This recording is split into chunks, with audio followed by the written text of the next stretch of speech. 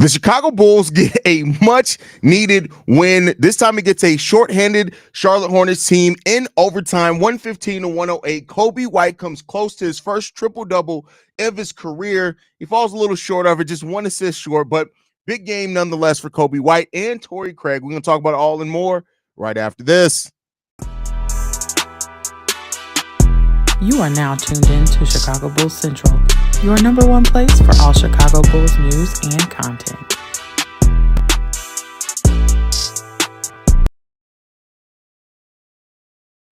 What's going on, Bulls fans? Welcome to another episode of Chicago Bulls Central, your number one spot for everything Chicago Bulls related. I'm the host there, Hayes, but more importantly, you guys can follow the channel at Bulls Central Pod on every social media platform we happen to be on. With that said, let's go ahead and get into this content for today. The Chicago Bulls take the most threes in franchise history at 60 threes. Unfortunately, they only hit 18 of those to shoot 30% from three-point range. Overall, bad shooting night for the Chicago Bulls at 37.5% overall from the field. Despite that, they still score 115 points. They defeat the Charlotte Hornets. This game went into overtime because of Vooch missing some free throws down the key stretch of the game. And then, of course, the Charlotte Hornets are able to hit a three.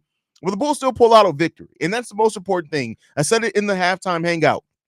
It's at this point where the Bulls are, it's just about getting the win. How you get the win, you can talk about that, break that down, but it's more importantly just getting the win. And that's what the Bulls did today. 23 points from Coby White on 24 shots. Not the best efficiency night from Coby White at all. And Coby kind of continues to prove that for Coby, he needs to continue to drive to the lane.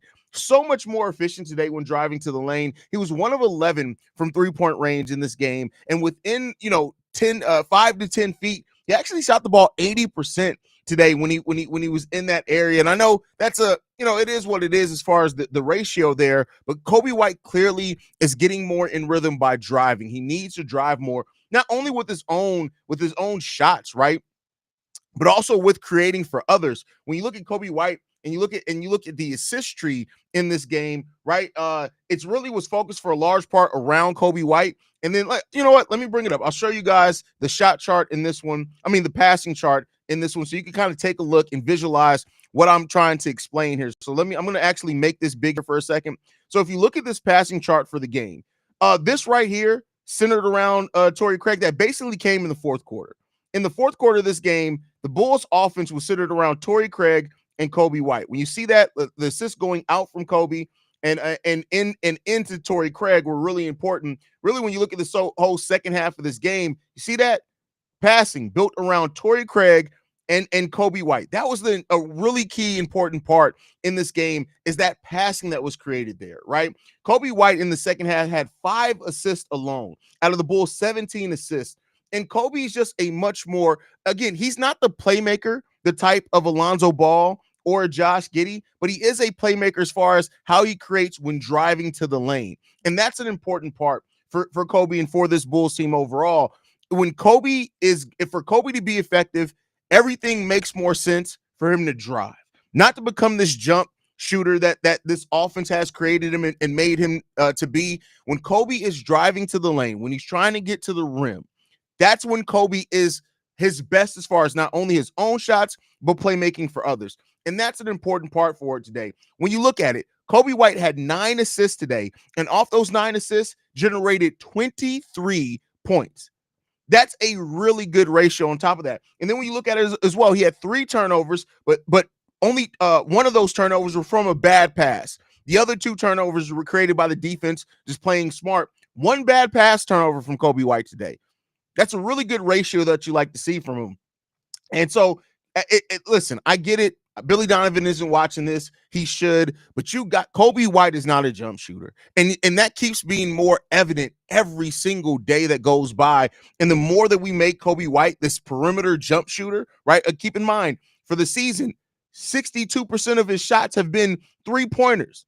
And that's just not how Coby White is not Ben Gordon. And I used to have this conversation with people all the time last year that try to make comparisons to Ben Gordon and Coby White, and they're not similar at all. Coby is not that type of scorer. He's a rhythm scorer. He has to do that by getting into the lanes, finishing around the rim, getting contact by driving. That's how Coby gets creative. Now, he can get hot from three-point range. We've seen heaters from Coby White from three-point range, but that's not the type of scorer he is.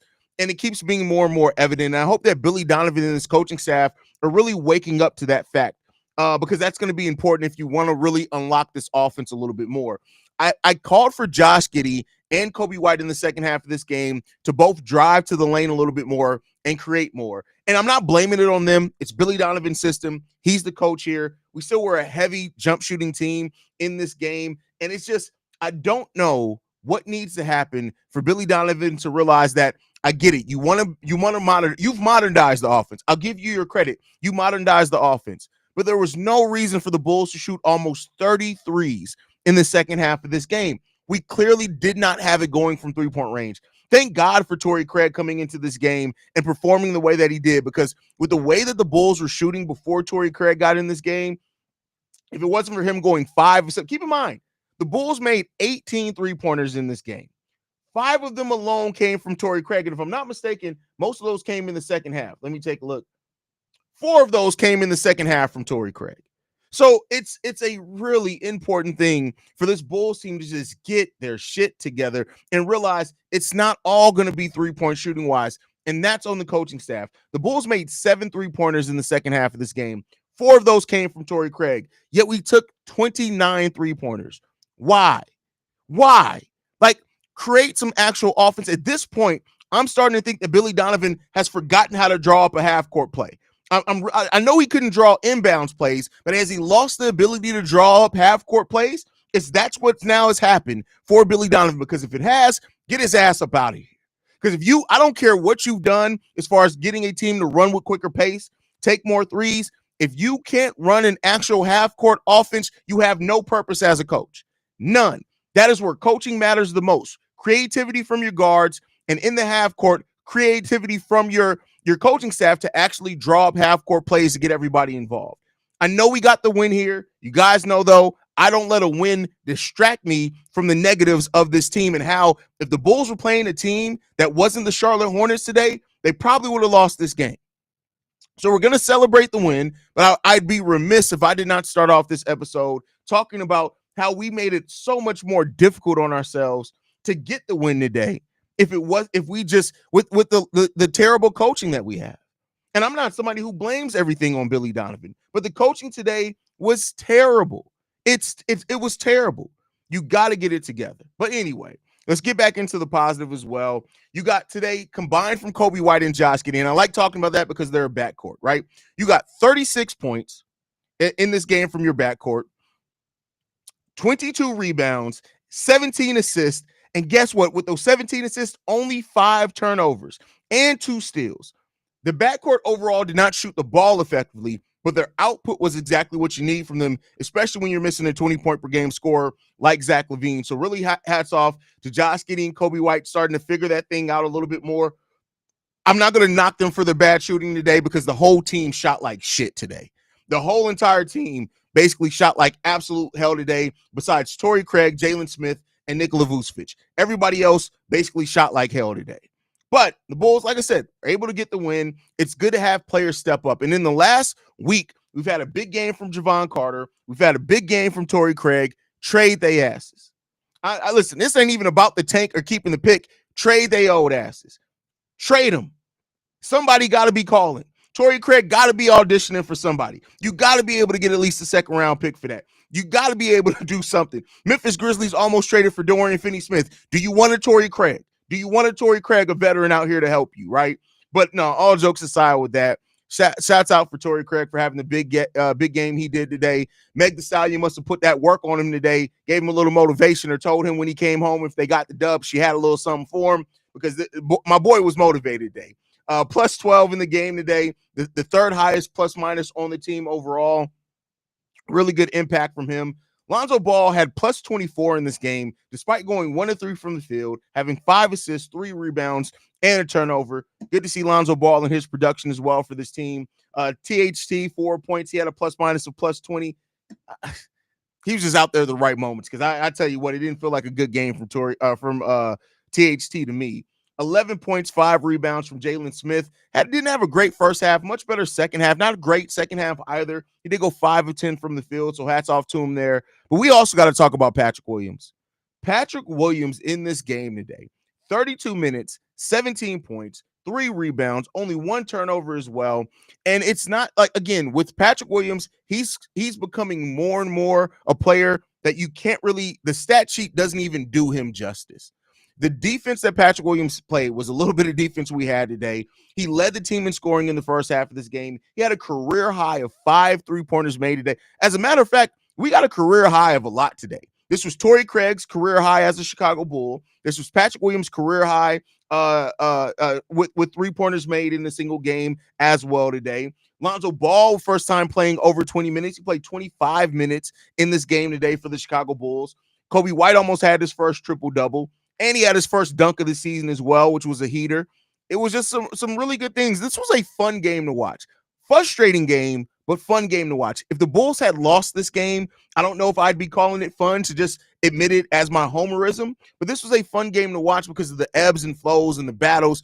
It sucks that you got taken into overtime with a Charlotte Hornets team missing Brandon Miller and LaMelo Ball. And did Miles Bridges play today? Yeah, and Miles Bridges did play today. He scored 31 points. Why the hell I don't remember if Miles Bridges played today? But, it is what it is when it comes down to it. So you got to get that shit together. The Bulls got a lot of things that they need to tighten up. Just like you can take good things from losses, you can take bad things from wins. And the Bulls need to look at what they did bad in today's game, and they need to tighten some shit up, right? They need to tighten that thing up. And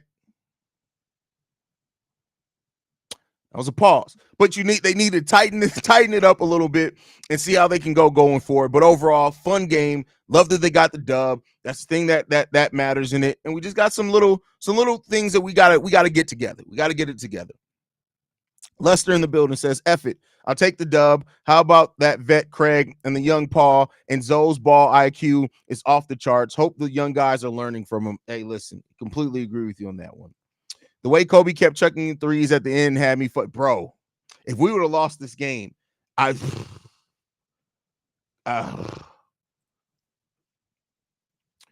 we don't win this game without our bench. Craig, Smith, and Lonzo was huge, but P-Dub played great, and Coby actually had a really good game with the near triple-double affecting the game in all ways. Yeah, it was questionable shots taken, but overall, we don't win this game without Coby and what he did. Mark Williams crushed the Bulls for most. Listen, I told y'all coming into this game, I remember when Shea was saying I think it was over on Locked on Bulls. Well, if you think about it, Shea, you always got to throw in when you think about it. Saying that this is a game where Nikola Vucevic should feast. Not with Mark Williams out there. Mark Williams had 20 and 12 today and 3 blocks. Shout out to listen. And Mark Williams was one of the guys I wanted the Bulls to draft in that draft. I think we were 1 pick away from being able to get him. The Hornets announcer, I am sick of Torrey Craig, but they gave props to all the Carolina guys. Listen, I don't know how y'all listen to other teams' commentary. I can't do it. Torrey Craig is more valuable trade asset today than he's ever going to be. Get a deal done with Zach. Torrey Craig is part of it. Here's the thing.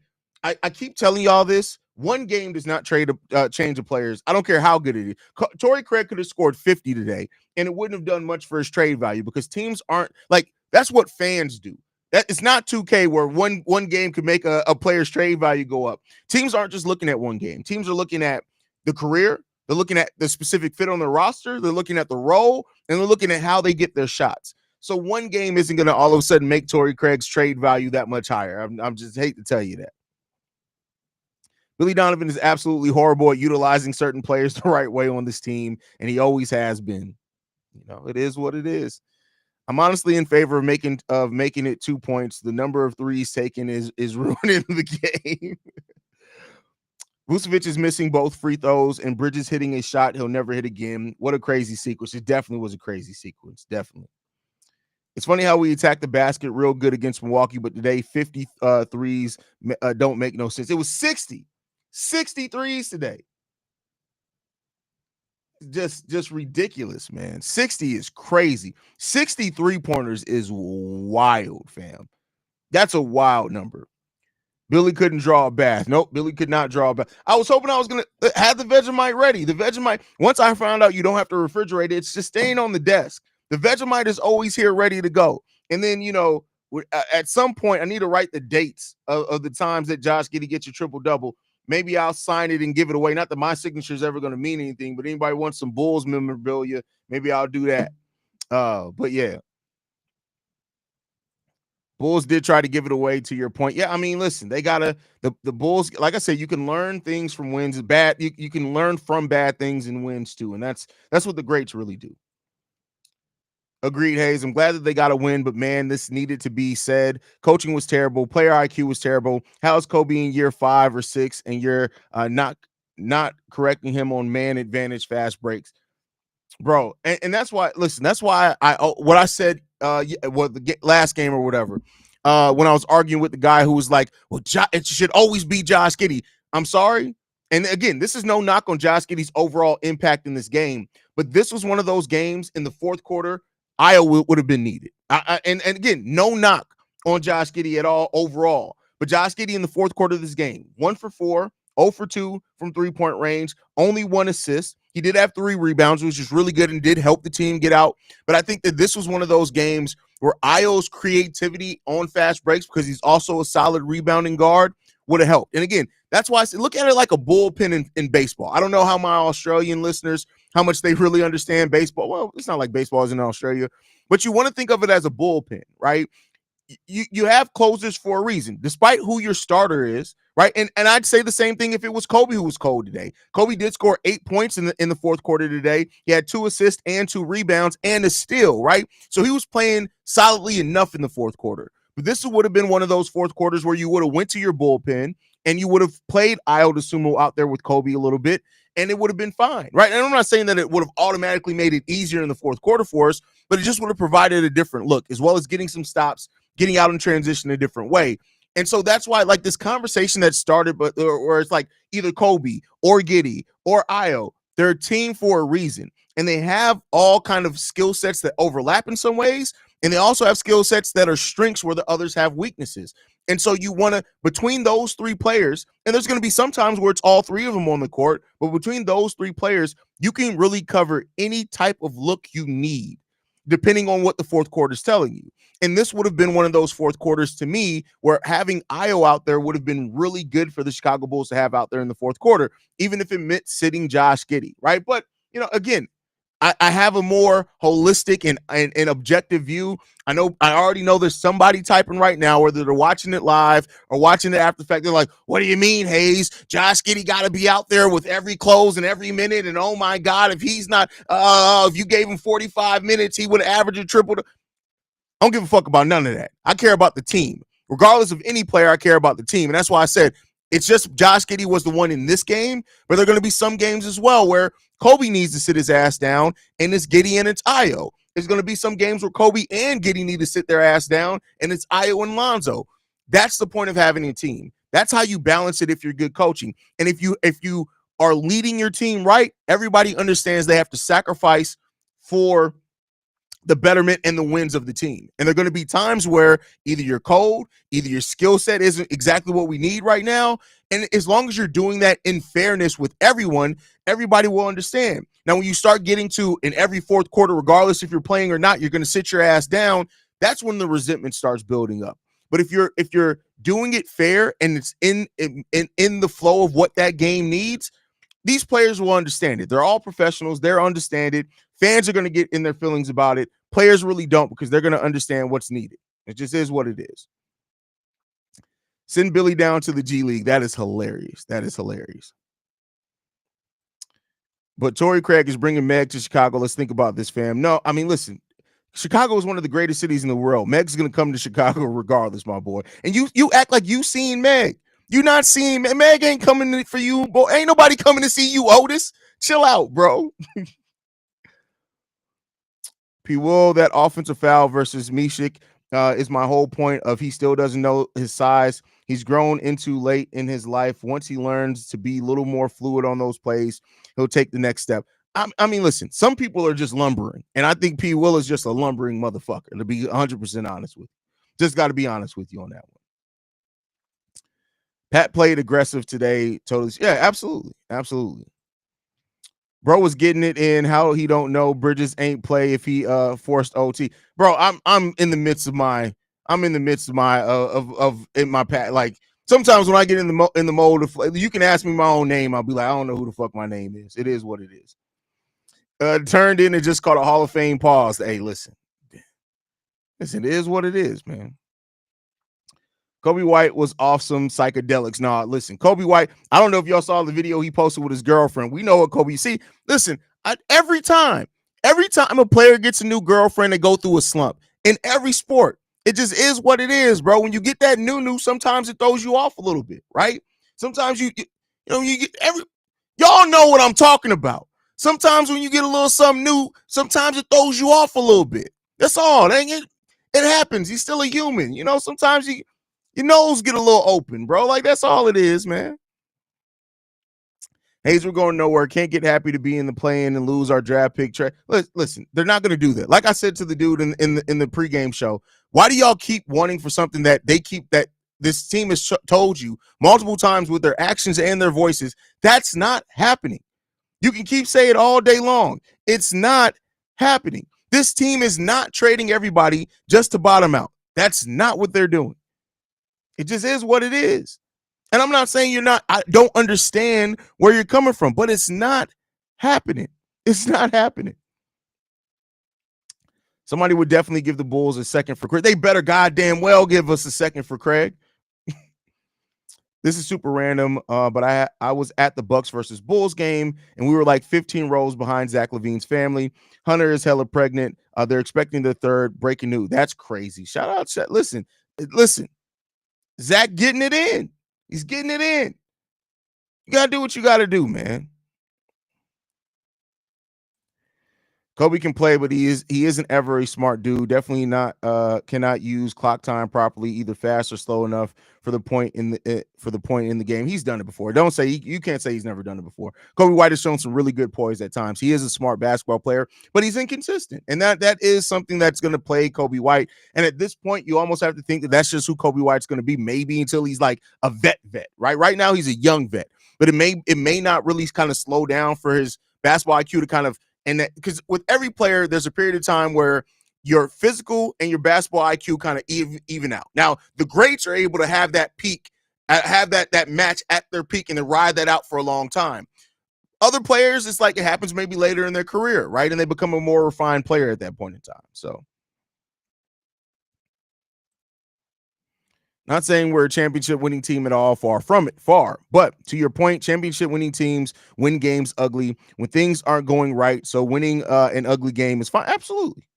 Winning an ugly game is perfectly fine. Hayes, how was Giddey's defense tonight? I can only watch the live box score and had no eye test to go by. He had moments. I'll say he had moments defensively. I don't think it was as good defensively as like his last 2 games that he's played. I know he had a large gap between it. It definitely wasn't as good as last night. But again, I think with Josh Giddey, and I say this all the time, and it's something that I think is really holding true. I'm going to start monitoring it. He was 4 for 16 today.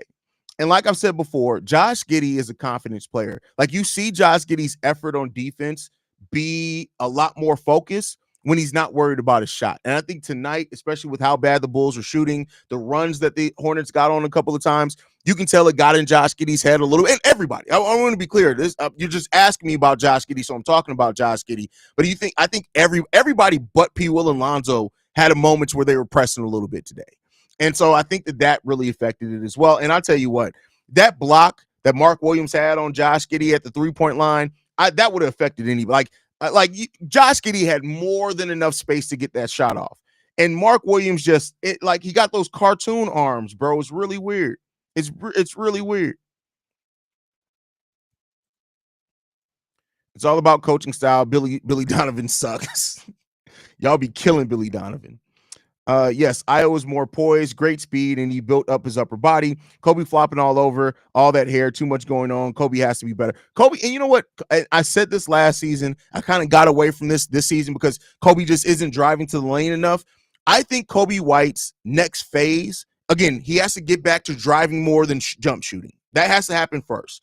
But once that happens, the next phase and elevation for Coby's game is him drawing fouls at a better rate. He is so quick with that first step. He has so much size, right? Yes, he has the negative wingspan, but he has so much size that Coby White needs to get to the free throw line more. And once he starts doing that, I think you're going to see that also help with Coby White's inconsistency some, right? Because when you're not able to hit your jump shots, if you're able to get to the free throw line, that can get you as a scorer in rhythm. So I would really love, if I was coaching Coby, I would really tell Coby hey, we need to work on your change of speed, and we need to work on maybe getting you a quick pump fake or up and under, so you can start getting to the free throw line a little bit more. If Coby White was to turn into one of these players, I'm going to see how many he's averaging on per game in a second. But I think if Coby White can get anywhere between averaging 6 to 8 free throws per game, that puts him, and again, now I'm not saying makes, I'm just saying get to the free throw line 6 to 8 times a game. That could really, looking at Coby right now, he's averaging 2 free throws a game for his career. Coby is too big, too quick, right? And he typically, until this season, he's drove to the lane way too much.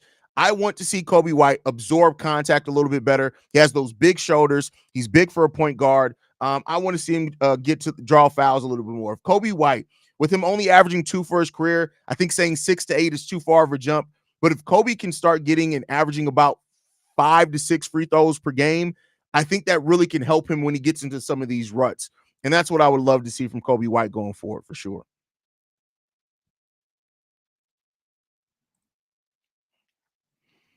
We would love to see Pat put in some work with Dribble Too Much. He's worked with Dribble Too Much 3 off seasons. Like, people say that. This last season was his 3rd straight off season working with Dribble Too Much. Sometimes players just can't develop skill sets. It's times where, I've said this many times before, there are some kids, like I know we're always trained to be like, well, just study. There are some people, no matter how much, they can study for 24 hours. The best they can get is a C. And I think at this point, we've assembled the Avengers of basketball trade. We got Peter Patton, one of the most world-renowned shooting coaches. He's worked with Dribble Too Much. He's worked in the offseason with DeMar DeRozan. He's gone to the Drew League. At this point, unless unless you got a sports whisperer to get in Coby White into Patrick Williams' head, I don't think it, like, not to say that he can't still improve, but I think it's past the point of saying, hey, just work with this guy. Just work with this guy. Patrick Williams, he just got to tap into it. It's like the Matrix. They downloaded it into his head. He just ain't tapped into it yet. He got to tap into it.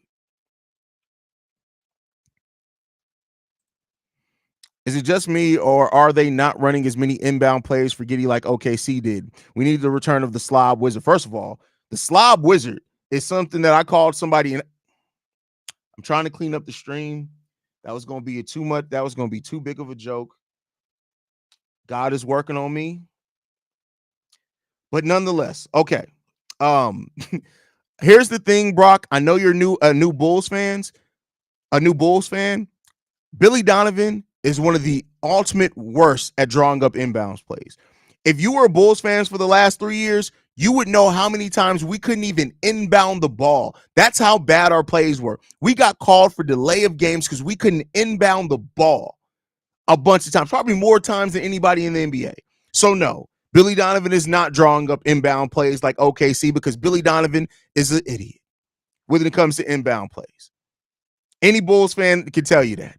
You listen, no Bulls fan that's been a fan of this team for years what has any hope of Billy Donovan drawing up an inbound play. I can just tell you that right now. Hear me out. We should bring D Rose in as part of our developmental team or coaching. Why? Just because a player is good doesn't mean they're a good coach. Just because a player was a great player does not mean they're good at coaching. I can tell you that right now. And I don't listen. Billy Donovan just opened up a Rose shop in Chicago.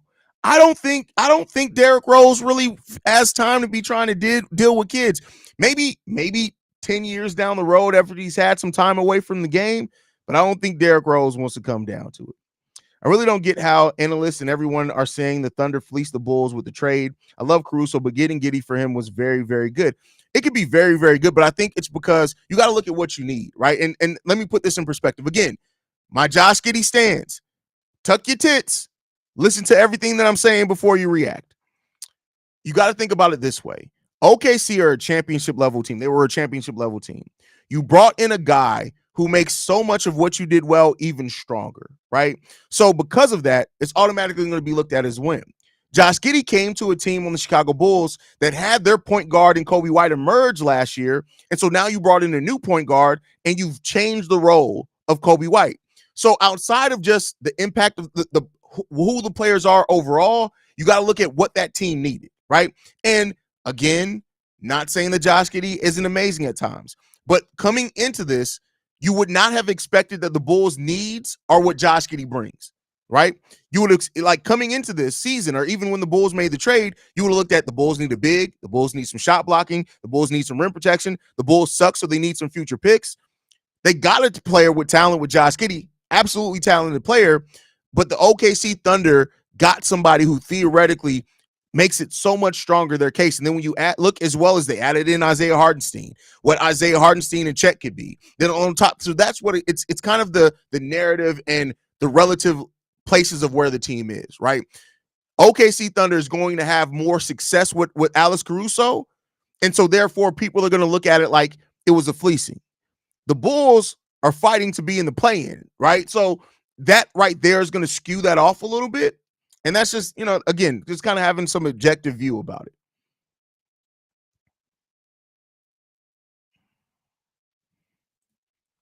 Should Bulls have gotten a pick on the trade for Giddey? Yes. Did the Bulls get fleeced? No, it's not even a trade. Exactly. I agree with you on that one.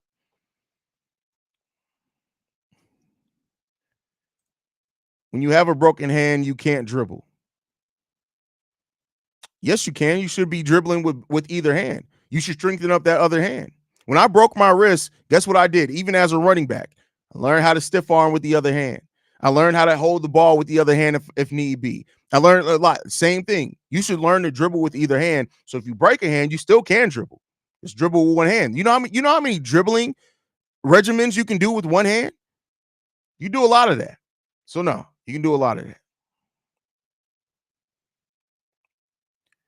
First of all, PK, listen, I'm going to tell you like this. Don't come in my show and tell me what not to do because your name's PK, Pussy Kid. So listen, while I'm trying to clean up the stream, watch yourself because don't make you forget what this is. All right.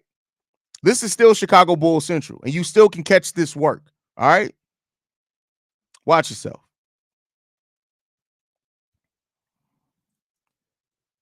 Giddey's the Bulls playing the long game. Caruso's the OKC playing. And I won't say necessarily playing the short game. Now it's longer. It's a longer path with Josh Giddey, but now that they've locked it, because it's not like Alex Caruso is like a 35-year-old player. He still helps them for the long term, especially now that they've locked him in, right? Technically, right as of right now, the OKC Thunder are going to have Alex Caruso longer than we know for a fact we're going to have Giddey as just right now because of the contract. So there's that part in it.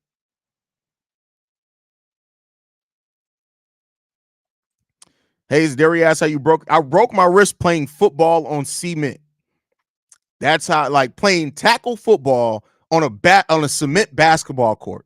That's how I broke my wrist. Just stupid. Just stupid. I was just stupid. That's what I was just dumb.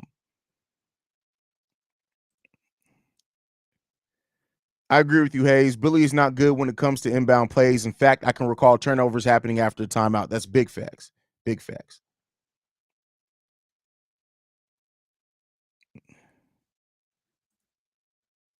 It's a gamble, but don't you think P. Will had a chance to wrap Bridges up before allowing? Yes, he absolutely did. He did have a chance for that. He didn't get it, but it is what it is.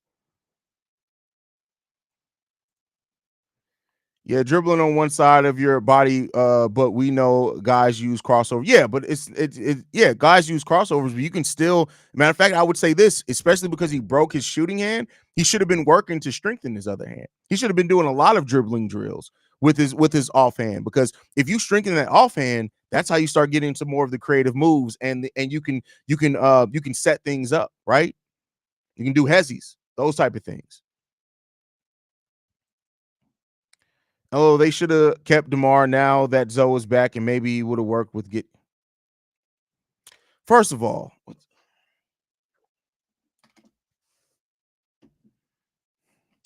let me ask you this question, young sir. Tell me how the hell the Chicago Bulls could have kept DeMar DeRozan and got Josh Giddey and made it all work under the salary cap. Please tell me why the hell would you have wanted to see?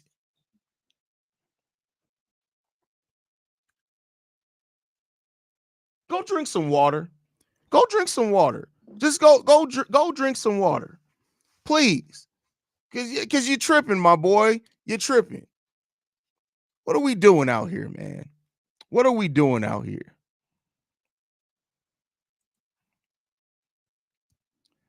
What do you think the team would look like if Garpax were here instead of Acme? Do you think Acme's doing a better job than Garpax? No, not at the end. Garpax. I mean, I won't say that. Honestly, they're about even. Now, I do think, and I got to be honest in this, I do think Garpax would have drafted Halliburton. I do, because he's from Iowa. We know Garpax was tied in with Iowa. I do think that the Bulls probably draft Halliburton if Garpax was still here. But other than that, no, shit. I don't see. Now, I mean, by the nature of having Halliburton, maybe you can say things get better alone with that, but it's still a bit of a struggle there, my boy. Still a bit of a struggle there.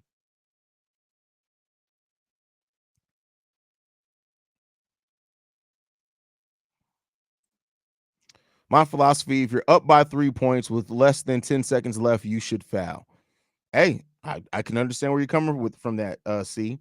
16 seconds on the timer and Coby finally makes it up court is just too slow, especially with the offense being run at the moment. Yeah, I can definitely see where you're coming from in that one.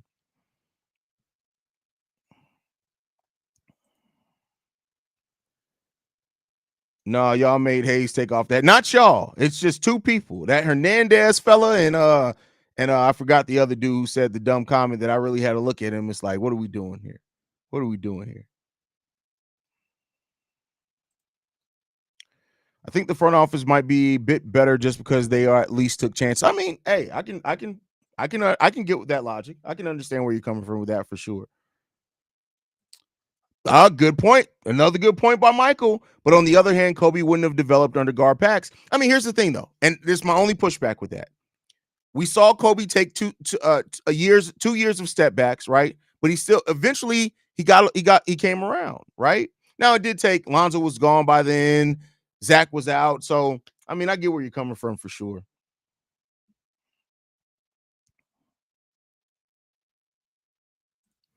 The first few years of Garpax was better than the remaining years that they were. Well, the thing is that the first, so I separated because I remember, because like some people mix it all together. Gar Forman didn't draft Joakim Noah. Gar Forman didn't draft Derrick Rose. Gar Forman didn't draft Luol Deng. Gar Forman didn't draft Kirk Heinrich. Gar Forman didn't draft Ben Gordon. That was all Paxson when he was the GM.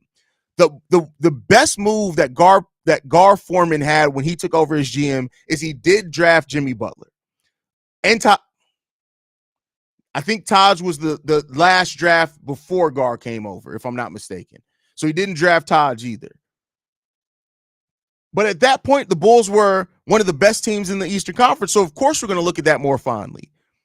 But I would say this, go back and look at how many issues Garpax never solved with that team. You had a near championship team and didn't solve any of the problems. It got steadily worse after that.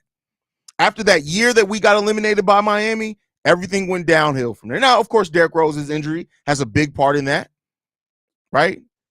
But the best moves that Gar Forman did, drafting Jimmy Butler, signing Paul Gasol. Now, he did other solid things, but it's not like Gar was hitting home runs. He wasn't hitting it out the park. Pax was better because he drafted better. He got us to an Eastern. See, that's why I separated. Paxson as GM versus Gar Forman as GM are two, if you look at it, two very different eras as far as the way that the decisions were made. Now, even John Paxson has his mistakes. Tyrus Thomas, right? That was a mistake. He made his mistakes, but overall, it is what it is, man. Coby looks so good when he does a fast drive to the rim. That's a fact. And that's why I want him to see him use that a little bit more to get more free throws, to get to the free throw line a little bit more. And they did Tibbs, Deng, and Derrick absolutely. But I don't think they did Derrick bogus, in my personal opinion. Like, I hated seeing Derrick Rose traded, but they waited 4 years to do that. 4 years after his injury, that's when he got traded. And at that point, like, I mean, everybody saw the right. Like, when you get cooked by Michael Carter Williams. People forget that. I think that's when people started realizing, like, damn, Michael Carter Williams cooked Derrick Rose his rookie year. And literally after the game said, oh, yeah, I knew I could take him with the first step. When you got Michael Carter Williams saying, oh, I knew I could take him, that's an issue. That's an issue.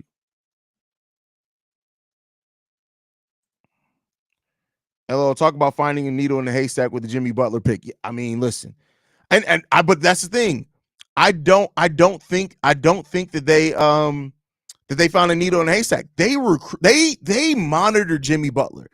I mean, when you listen to the stories that they've told afterwards, like apparently they noticed Jimmy Butler very early and just watched him for like 2 years. So they went in with a plan. I got to give Gar Forman the credit on that. I listen, I'm not a Gar Forman guy. I think Gar Forman largely was a Muppet face idiot, but Gar Forman really came in and he scouted Jimmy Butler. I think Gar Forman realized, hey, this is my splash move. They monitored Jimmy Butler for a long time before drafting him.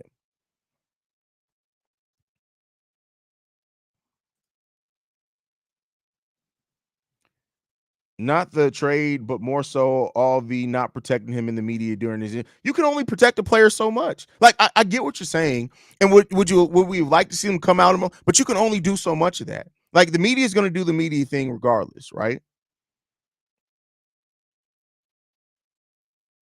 So it is what it is when it comes down to it.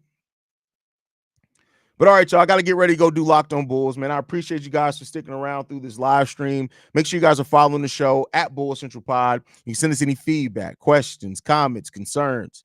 BullCentralPod@gmail.com. Lastly, if you want to leave a text message and our voicemail for the mailbag, the number to do so, 773-270-2799. We are the number one spot for everything Chicago Bulls related, but that's thanks to you lovely and beautiful people. And like I like to end every episode on, go Bulls. Love you guys. See red if you can, y'all. Peace. Oh, and I've been forgetting. We're going to go ahead and play the winning outro. Love you guys. This has been a presentation of the Breaks Media.